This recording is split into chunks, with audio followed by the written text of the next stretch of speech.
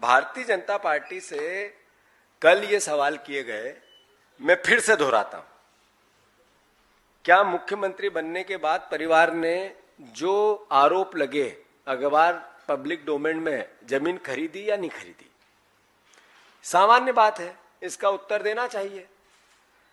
दूसरा सवाल, क्या ये सच है कि इस जमीन में जो बड़ा हिस्सा उन क्षेत्रों में स्थित है जहां बाद में सड़क, कॉरिडोर और विकास योजनाएं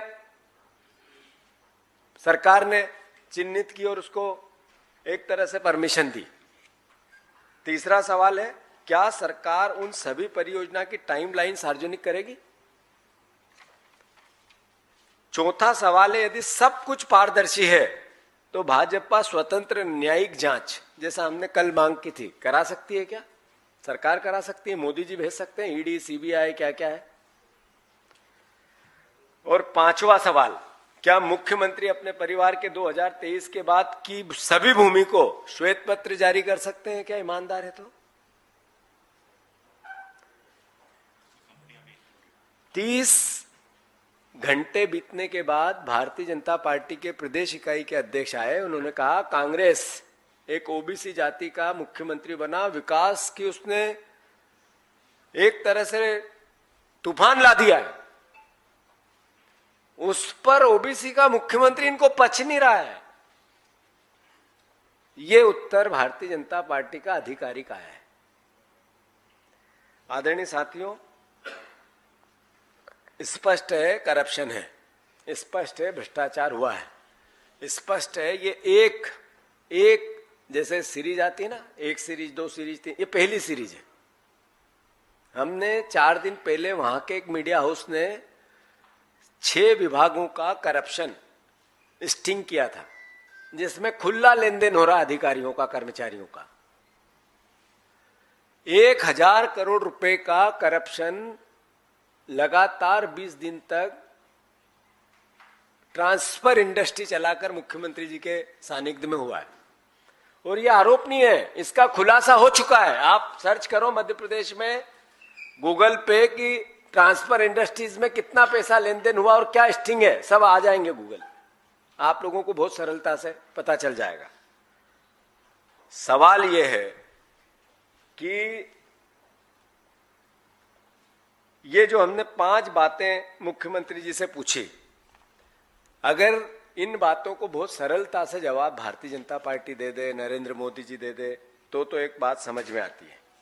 और अगर वो नहीं देते हैं तो स्वाभाविक है, हमने कल प्रश्न कॉन्फ्रेंस की थी, आरोप प्रत्यारोप नहीं लगाए थे। उज्जैन में 500 करोड़ की जमीन एक ट्रस्ट को, ये नया खुलासा है। 500 करोड़ की जमीन मैंने व्हाट्सएप किए हैं आपको, वो है अभी, वो मंगाओ, प्रिंट सबको दो तो सर वो सार्वजनिक हो जाएगा। 500 करोड़ की जमीन 1 रुपए में दे दी एक ट्रस्ट को। ट्रस्ट में कौन है ट्रस्टी? नंबर 1 एक श्रीराम जी हैं, जो मुख्यमंत्री जी के सांस्कृतिक सलाहकार हैं। तो आखिर नरेंद्र मोदी जी किस मोटिव के साथ देश को ये कहना चाहते हैं कि मैं न खाऊंगा न खाने दूंगा? तो मैं दिल्ली आकर इस बात को इसलिए कर रहा हूं, कांग्रेस पार्टी इसलिए आप सबके सामने ये पब्लिक डोमेन में ला रही कि इनका चेहरा कुछ और है और ये बातें देश के सामने कुछ और करते हैं। धर्म के नाम पर भी लूट इनकी जग जाहिर है, इसी बार नहीं।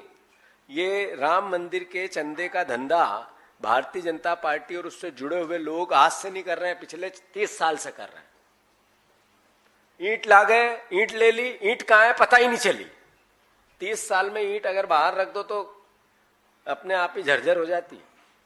जब से पैसा ले रहे हैं, आज तक चंदा आता उसको भी खा रहे हैं।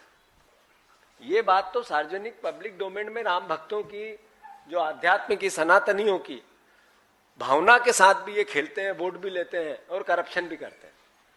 तो स्वाभाविक है हमारे फिर से कुछ सवाल है, क्यों दी 1 रुपए में 500 करोड़ की जमीन मुख्यमंत्री को सार्वजनिक करना चाहिए? ये नया, ये कोई इंडियन एक्सप्रेस की रिपोर्ट का आधार नहीं है, ये नया सवाल है। दूसरा, यदि रिपोर्ट झूठी है इंडियन एक्सप्रेस की, तो एफआईआर क्यों नहीं कराई, उस पर मुकदमा क्यों नहीं किया?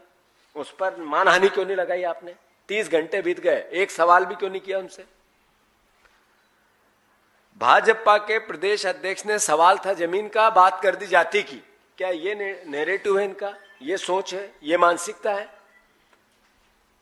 मध्य प्रदेश में ओबीसी समाज के, मैं ओबीसी का हूं, तो क्या मेरी हिस्सेदारी, मेरे वर्ग की हिस्सेदारी उसके आर्थिक तंत्र से नहीं है? चोरी उनके हिस्से की नहीं हुई? मुख्यमंत्री बनने के बाद जो जमीन खरीदी गई, एकदम से इतनी तेजी क्यों आई? इनकम के सोर्स क्या थे? सार्वजनिक होना चाहिए कि नहीं होना चाहिए? क्या मुख्यमंत्री के परिवार की भूमि खरीदी का पूरा विवरण सार्वजनिक नहीं होना चाहिए? मुख्यमंत्री आगे रह के नहीं करे, उनके परिवार को नहीं बिठाए, ऐसा कि साहब गोई से मैं ये बातें करना चाहता हूं, मैं प्रदेश का मुख्यमंत्री। आखिर मुख्यमंत्री कोई एक पार्टी का होता है क्या? प्रधानमंत्री किसी दल का होता है क्या? देश का होता है, प्रदेश का होता है। तो मेरे प्रदेश के मुख्यमंत्री को अगर मैं ये कहूं कि आपकी छवि खराब हो रही है इस पूरे प्रकरण में, आप सार्वजनिक क्लियरिटी लाओ, तो मैं मध्य प्रदेश की अस्मिता को बचाने की कोशिश करता हूं। उस पर यह दाग लगा है मध्य प्रदेश के 8 करोड़ लोगों पर कि यहां करप्शन सबसे ज्यादा है, उसको धोने के लिए मेरा प्रयास करता हूं। एक प्रदेश का नागरिक होने के नाते मेरा दायित्व निभाता हूं। हमारी पार्टी अपना दायित्व निभाती है, कांग्रेस अपनी बात कहती है, विपक्ष का दायित्व निभाती है। तो भारतीय जनता पार्टी हमें 2 कौड़ी का कहती है। मुख्यमंत्री मुझे गालियां देते हैं। देखिए, पवन खेड़ा जी हों या जीतू पटवारी जी हों या उनके अन्य नेता हों, मैं सबसे आग्रह पूर्वक ये निवेदन कर देना चाहता हूं कि देखो, राजनीति करो पर राजनीति में तुम धर्म को निशाने पर मत लाओ। कांग्रेस हर हमेशा ये मूर्खता भी करती है और कांग्रेस हर हमेशा भगवान को टारगेट करती है। पहले भगवान राम को उन्होंने टारगेट किया और राम को कहा कि भगवान राम तो काल्पनिक है और इसलिए पूरी कांग्रेस काल्पनिक हो गई। अब वो भगवान महाकाल को टारगेट में लेना चाहते हैं और इसलिए कांग्रेसियों को ये समझ लेना चाहिए कि तुम्हारी जो लड़ाई है क्या, तुम्हारी लड़ाई इस बात की है कि डॉक्टर मोहन यादव उज्जैन में पैदा हुए और उज्जैन में पैदा होने के कारण बाबा महाकाल की नगरी उज्जैन है, अवंतिका की नगरी उज्जैन है, विक्रमादित्य की नगरी उज्जैन है और इसलिए हिंदुओं का बहुत बड़ा धार्मिक क्षेत्र उज्जैन है। उज्जैन का जब विकास होगा, सड़कें बनेंगी, फ्लाईओवर बनेंगे और कुंभ आ रहा है। पिछले कुंभ की तैयारी हमारी शिवराज सिंह चौहान सरकार ने की, अभी जो कुंभ आ रहा है वो डॉक्टर मोहन यादव जी के नेतृत्व वाली तैयारी चल रही है। कुंभ की तैयारियों से तुम्हारे पेट में जो है दखल कष्ट हो रहा है, तुमको कष्ट होने लगा है क्योंकि तुम नहीं चाहते कि हिंदुओं के धार्मिक क्षेत्र की तैयारी हो। हाँ, मुसलमानों को इज्तिमा हो, उसकी तैयारी में करोड़ों रुपए खर्च हो जाए तो कांग्रेस की सेहत पे फर्क नहीं होगा। मुसलमानों की ईदगाह पे, मस्जिद पे करोड़ों रुपए खर्च हो जाए तो मुसलमानों की कांग्रेस की सेहत पर फर्क नहीं पड़ेगा। कांग्रेस की सेहत पर तब जरूर फर्क पड़ेगा क्योंकि जब उज्जैन में पैसा लगेगा, डेवलपमेंट होगा तो हिंदू जय जयकार करेंगे, हिंदू जय जयकार करेंगे तो कांग्रेस खत्म होगी। और इसलिए कांग्रेस के टारगेट पर, निशाने पर सनातन है और ये सनातन को निशाने पर लेने वाली कांग्रेस समझ ले। पहले अपने गिरबान में झाके, मोहन यादव जी ने जो स्टेटमेंट शपथ पूर्वक 2023 के निर्वाचन में दिया था उससे 1 इंच भी जमीन उनकी नहीं बढ़ी। उनकी पत्नी सीमा यादव जी ने जो भी शपथ पत्र में, मोहन यादव जी के शपथ पत्र में उल्लेख जमीन थी उससे भी 1 एकड़ भी जमीन उनकी नहीं बढ़ी। इसलिए कांग्रेस भ्रांति पैदा करना बंद करे, कांग्रेस प्रदेश की जनता को गुमराह करना बंद करे। कांग्रेस केवल महाकाल की नगरी का विकास ना हो इसलिए मोहन यादव को टारगेट बनाना चाहती है। लेकिन मैं कांग्रेसी नेताओं से कहना चाहता हूं कि तुम्हारा नेता, जो नेता प्रतिपक्ष लोकसभा में है, राहुल गांधी, वो तुम्हारी पार्टी के पेपर की संपत्ति खा गए, उस पर जेल में जाने से बचे, जो है कोर्ट के जमानत पर है। श्रीमती सोनिया गांधी कोर्ट की जमानत पर है और तुम्हारे पूरी पार्टी के जो जीजा हैं रावल बड़ेरा, वो भी जमीन के घोटाले पर कोर्ट की जमानत पर है। और इसलिए कांग्रेस नैतिकता का पाठ देना बंद करे। ये वही कांग्रेस है, कोयला से लेकर हवा तक देश की खा गई है। लेकिन भारतीय जनता पार्टी ये शपथ पूर्वक कहती है, हमारा नेता ईमानदारी से काम जनता का करता रहेगा, सड़कें बनवाता रहेगा, महाकाल से लेकर पूरे प्रदेश का विकास में, किसान के, मजदूर के और नौजवानों के विकास में हमारी सरकार दिन रात लगी रहेगी।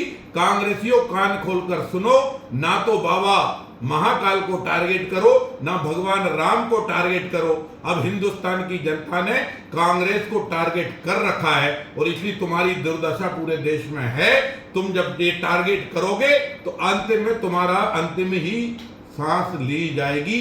अब तुम इस देश की राजनीति करने योग्य नहीं रहोगे, क्योंकि तुम्हारा विरोध मोहन यादव से कम सनातन से ज्यादा है। कांग्रेस पार्टी और कांग्रेस पार्टी के नेताओं द्वारा मध्य प्रदेश के लोकप्रिय मुख्यमंत्री और उनके परिवारजनों की संपत्ति को लेकर जिस प्रकार से आरोप प्रत्यारोप लगाए जा रहे हैं, आज मैं कहना चाहूंगी कि इस प्रकार की स्तरहीन राजनीति पर कांग्रेस उतर आई है जिसकी हमने कल्पना भी नहीं की थी।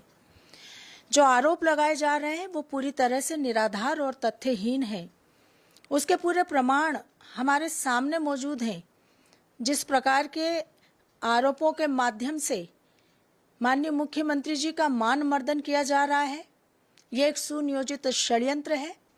एक ओबीसी वर्ग के, पिछड़े वर्ग के मुख्यमंत्री का मान मर्दन करने का काम, उनकी छवि खराब करने का काम पूरी प्लानिंग से कांग्रेस पार्टी और कांग्रेस पार्टी के नेता कर रहे हैं।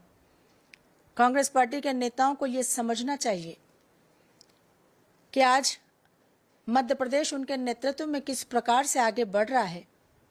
मैं पूरी जिम्मेदारी के साथ कहना चाहूंगी कि माननीय मुख्यमंत्री डॉक्टर मोहन यादव जी के नेतृत्व में मध्य प्रदेश आज विकास और जन कल्याण के क्षेत्र में जिस प्रकार से एक नया इतिहास रच रहा है, लगातार प्रगति के पथ पर आगे बढ़ रहा है, कहीं ना कहीं इससे भयभीत होकर कांग्रेस ने ये षड्यंत्र रचा है।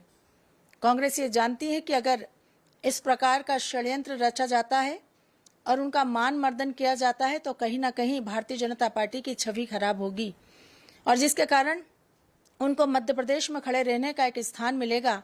लेकिन कांग्रेस पार्टी जिस प्रकार की स्तरहीन राजनीति करके निराधार आरोप माननीय मुख्यमंत्री जी पर लगा रही है, ये प्रदेश की जनता पूरी तरह से जानती है।